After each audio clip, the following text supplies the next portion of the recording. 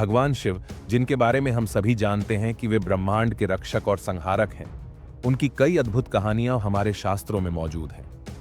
उनमें से एक कहानी है भगवान शिव और अंधकासुर की। यह कहानी बहुत कम लोग जानते हैं, लेकिन आज हम इसे आपके साथ साझा करेंगे। भगवान शिव के दो प्रमुख पुत्र थे, गणेश और कार्तिकेय। इन दोनों के बारे में हम सभी ने सुना है, लेकिन भगवान शिव का एक और पुत्र था जिसका नाम था अंधक। अब आप सोच रहे होंगे कि अंधक कौन था और उसका जन्म कैसे हुआ। तो आइए हम आपको बताने जा रहे हैं अंधक के जन्म की कहानी। यह घटना माउंट मंडरा की है, जब भगवान शिव गहरे ध्यान में बैठे थे। उनका ध्यान पूरी तरह से शांत था। उस समय देवी पार्वती, जो भगवान शिव की पत्नी है, अपने मजाकिया अंदाज में उनके पास आईं और उनकी आंखों को अपनी दोनों हाथों से ढक लिया। जैसे ही देवी पार्वती ने उनकी आंखों को ढका, चारों ओर अंधकार फैल गया। ऐसा इसलिए हुआ क्योंकि भगवान शिव ही पूरे ब्रह्मांड के स्वामी हैं और उनके भीतर ही सारा संसार समाया हुआ है।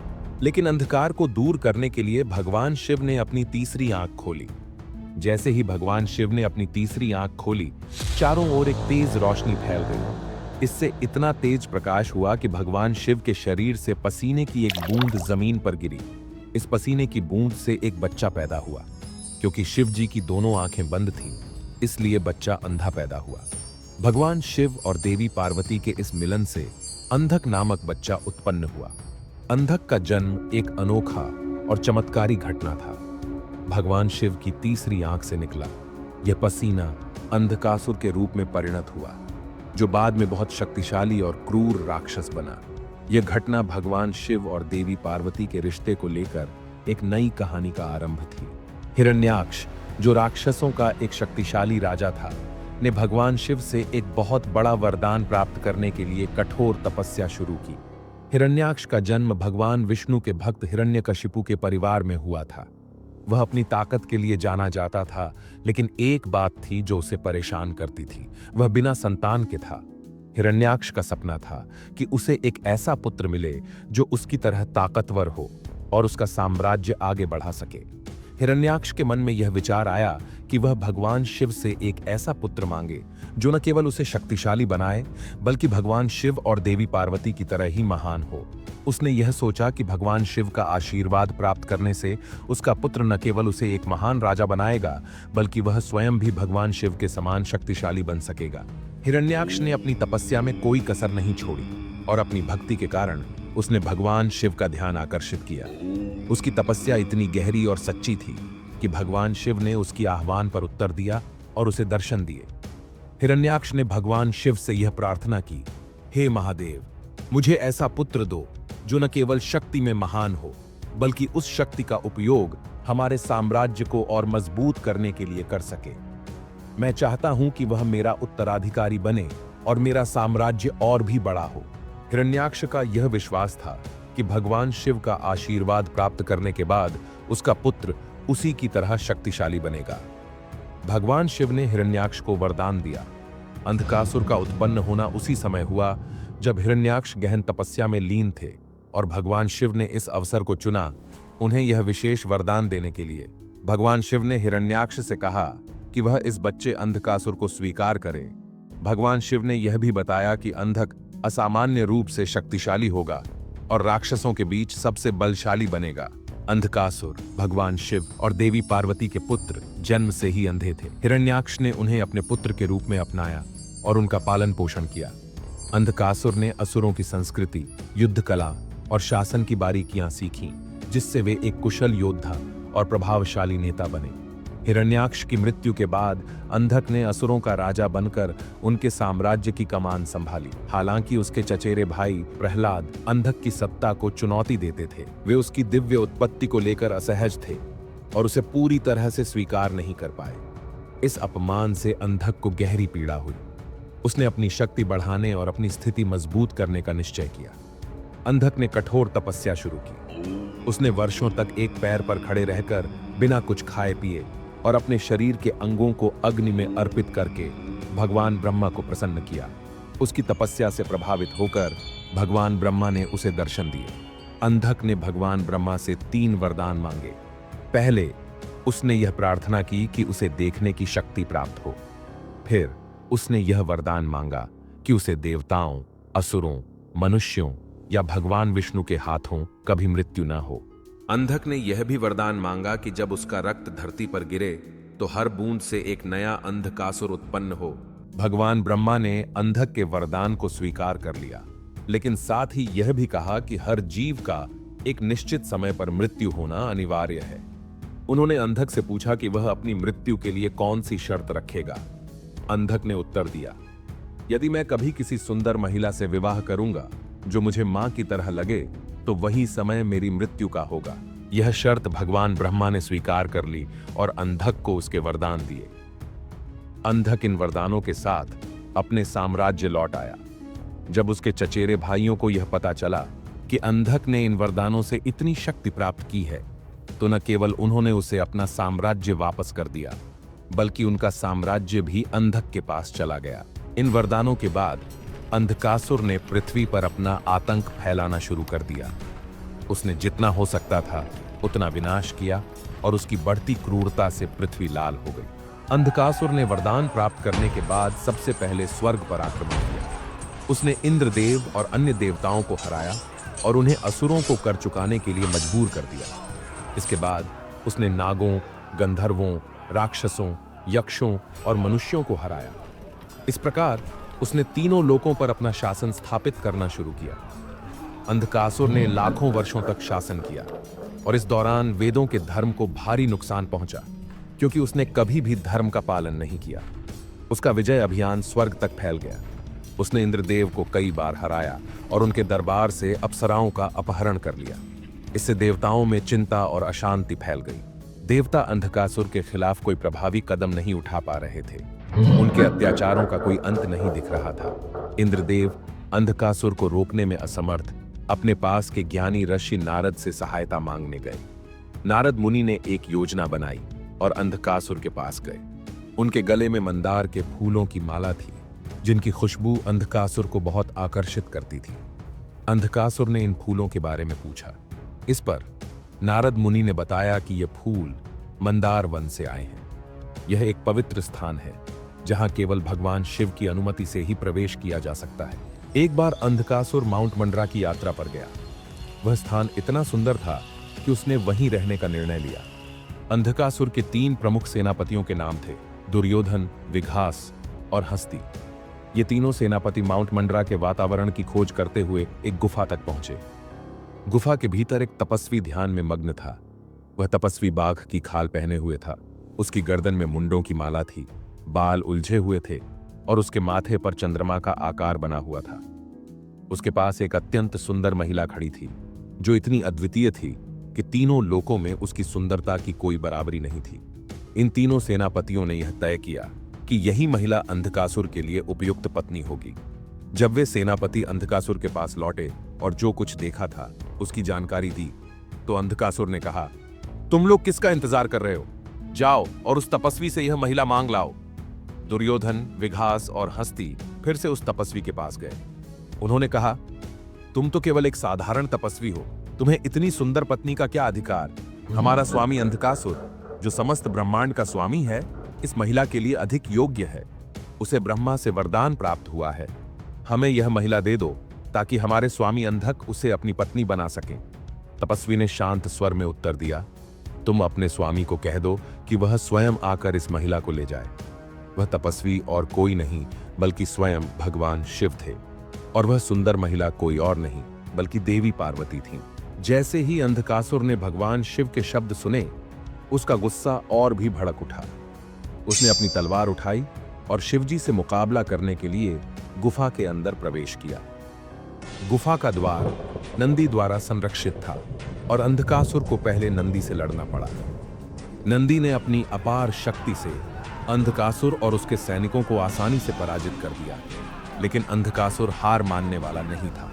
वह बार बार लौटता रहा और यह संघर्ष सैकड़ों वर्षों तक चलता रहा। भगवान ब्रह्मा, विष्णु, इंद्र और अन्य देवता असुरों को हराने के लिए सहायता करने पहुंचे। युद्ध की कठिनता और बढ़ गई जब राक्षसों के सेनापति विघास ने अपनी पूरी ताकत से देवताओं पर हमला किया। विघास ने अपना मुंह इतना चौड़ा खोल दिया कि उसने देवताओं और यहां तक कि भगवान विष्णु को भी निगल लिया। अब तक भगवान शिव सीधे युद्ध में शामिल नहीं हुए थे, लेकिन जैसे ही उन्हें यह खबर मिली, वह अपने वाहन नंदी पर सवार होकर युद्ध भूमि में पहुंचे।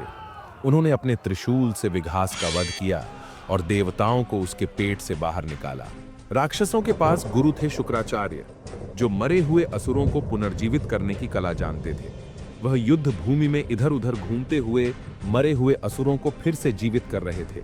यह देवताओं के लिए एक बड़ी समस्या बन गई, क्योंकि जैसे ही एक असुर मारा जाता, वह तुरंत फिर से जीवन पा लेता। शिवजी के भक्तों ने शुक्राचार्य को पकड़ लिया और उन्हें भगवान शिव के पास ले गए। भगवान शिव ने तुरंत शुक्राचार्य को निगल लिया, जिससे मृत राक्षसों को पुनर्जीवित करने का सिलसिला समाप्त हो गया। इसी बीच युद्ध में एक और बड़ा खतरा सामने आया।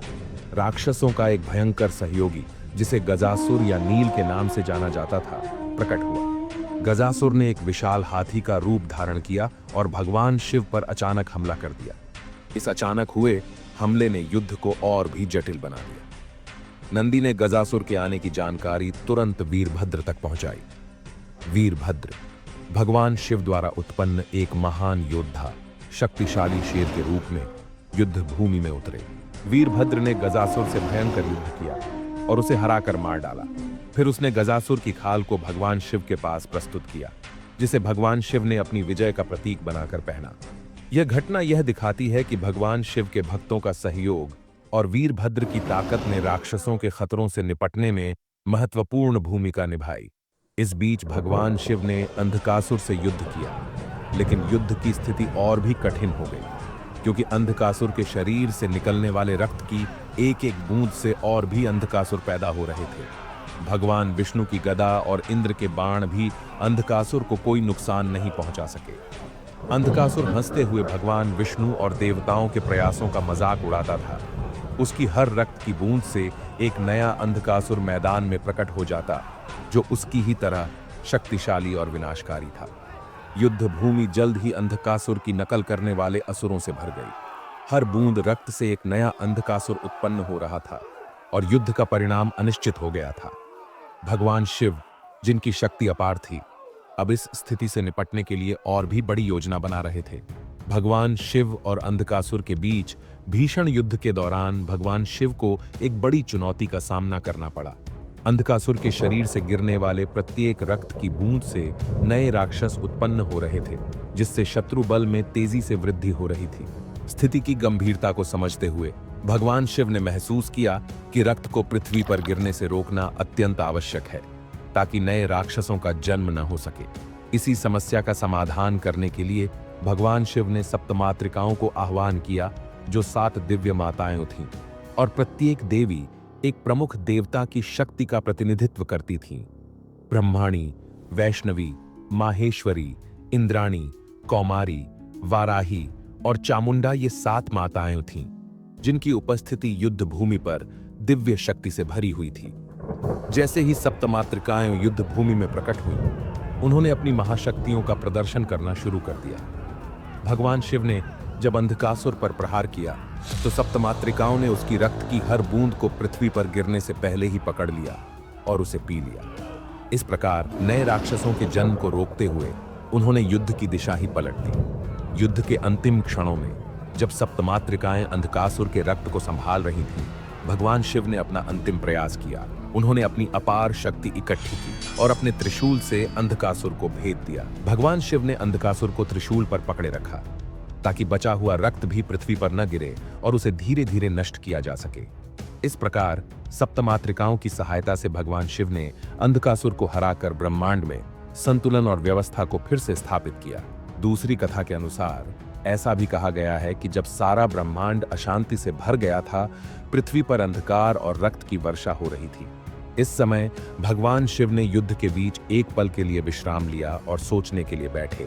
वह दुख और तनाव में डूबे हुए थे और उनके माथे से पसीना टपक कर पृथ्वी पर गिरा। पृथ्वी ने इस पसीने को महसूस किया और उसका हिलना शुरू हुआ, जिससे गहरी भावनाओं के साथ एक नया प्राणी उत्पन्न हुआ। यह प्राणी था मंगल, जो रक्त से रंगा हुआ था, और उसके भीतर वही भावनाएं समाई थीं जिन्होंने उसे जन्म दिया, क्रोध और तनाव। भगवान मंगलनाथ का अवतार ने अंधकासुर के रक्त को अपने अंदर समाहित किया। भगवान शिव को अब यह विश्वास था कि उनका नया पुत्र मंगल, जो गुस्से और निराशा से उत्पन्न हुआ था, उनकी मदद करेगा और युद्ध की दिशा पलट देगा। लेकिन यह सिर्फ एक लड़ाई नहीं थी, यह एक परीक्षा थी। भगवान शिव ने देखा कि मंगल पृथ्वी पर पैदा हुआ था, लेकिन उसकी प्रकृति से यह साफ था कि वह इस दुनिया में स्थायी रूप से नहीं रह सकता था। शिवजी ने उसे आकाश में स्थान देने का निर्णय लिया ताकि वह ब्रह्मांड की विशालता में अपने अद्वितीय स्थान को पा सके। यह तय किया गया कि मंगल को अपनी सोलर सिस्टम में जगह दी जाएगी, जहां वह न केवल शक्ति का प्रतीक बनेगा, बल्कि एक महान युद्ध योद्धा भी बनेगा। भगवान शिव के त्रिशूल पर लंबे समय तक रहने के बाद अंधकासुर ने अपनी गलतियों पर सोचना शुरू किया। उसे समझ में आया कि उसने जो किया, उसने महसूस किया कि उसके अहंकार, लालच और बुरे कर्मों ने उसे कहां लाकर खड़ा कर दिया है। हर क्षण त्रिशूल की चुभन के साथ वह अपने पापों पर गहराई से विचार करता गया। उसे अपनी गलती का एहसास हुआ कि उसने अपने माता पिता समान शिव और पार्वती को चुनौती दी। इस सोच ने उसे अपनी गलतियों का एहसास दिलाया और वह सच्चे दिल से पछताया। भगवान शिव ने देखा कि अंधकासुर की अंतरात्मा में सच्चा बदलाव आ चुका था। उसका पछतावा और सुधार देखकर भगवान शिव ने उसे माफ कर दिया। उन्होंने अंधकासुर के घावों को ठीक किया और उसे उसकी असली रूप में वापस लौटाया। अब वह एक बदला हुआ व्यक्ति था, जो पहले की तरह क्रूर नहीं था, बल्कि अपने किए गए पापों पर पश्चाताप करने वाला था। त्रिशूल से उतरते ही अंधकासुर ने शिवजी के चरणों में गिरकर माफी मांगी। उसने कहा, भगवान, मुझसे बहुत बड़ी भूल हुई। मैं अज्ञान और अहंकार में डूबा रहा। मुझे क्षमा करें। मुझे सच्चाई और धर्म के रास्ते पर चलने का एक और मौका दें। शिवजी ने उसकी गहरी भक्ति और पश्चाताप को देखकर उसे क्षमा कर दिया। उन्होंने कहा, अंधक, आज तुमने अपने पापों से ऊपर उठकर धर्म का रास्ता चुना है। तुम्हारी आत्मा शुद्ध हो गई है। अब से तुम मेरे गण बनोगे और सदा मेरी सेवा करोगे। अंधकासुर अब एक नया नाम और पहचान पाकर भृंगी बन गया। वह भगवान शिव का अनन्य भक्त बन गया, जो हर पल उनकी सेवा में समर्पित रहा। उसकी कहानी यह सिखाती है कि भले ही हम कितने भी बड़े पाप क्यों न करें, सच्चा पश्चाताप और ईश्वर के प्रति भक्ति हमें नया जीवन दे सकते हैं। अंधकासुर ने जो जीवन चुना, वह हमें यह सिखाता है कि बुराई कितनी भी बड़ी क्यों न हो, सच्चाई और भक्ति उसे जीत सकती है। हर जीव को अपने कर्मों से ऊपर उठने का अवसर मिलता है, और उस अवसर का सही उपयोग करना ही असली जीत है। जैसे ही अंधकासुर का जीवन नया मोड़ लेता है, उसके चारों ओर एक शांत आभा फैल जाती है। शिवजी के त्रिशूल से मुक्त होकर वह नतमस्तक हो जाता है। लेकिन यह सिर झुकाना हार का नहीं, बल्कि पुनर्जन्म का प्रतीक था। भगवान शिव की कृपा से अंधकासुर के भीतर जो अंधकार था, वह पूरी तरह मिट चुका था। अब वह सिर्फ भृंगी नहीं था, वह एक नया संदेश लेकर खड़ा था, अहंकार को त्यागने और सच्चाई को अपनाने का संदेश। अंधकासुर की आत्मा ने पहली बार सच्ची शांति महसूस की।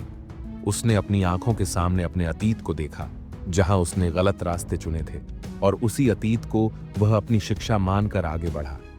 उसने शिवजी से प्रार्थना की, हे महादेव, मुझे अपने सेवक के रूप में रहने दें, ताकि मैं हर पल आपके चरणों की सेवा कर सकूं और अपने कर्मों से सीखते हुए दूसरों को प्रेरित कर सकूं। शिवजी ने उसे आशीर्वाद देते हुए कहा, हर आत्मा में सुधार का सामर्थ्य होता है। जो अपने कर्मों से सीखकर भक्ति का मार्ग अपनाता है, वह सच्चे मोक्ष का अधिकारी होता है। अब तुम मेरे गणों में सबसे प्रिय हो। जाओ और सच्चाई का संदेश फैलाओ। अगर आपको यह कहानी पसंद आई हो तो कमेंट में हर हर महादेव लिखना ना भूलें। इस वीडियो को लाइक करें, हमारे चैनल को सब्सक्राइब करें और बेल आइकॉन दबाएं, ताकि आप हमारी अगली कहानियों को मिस न करें।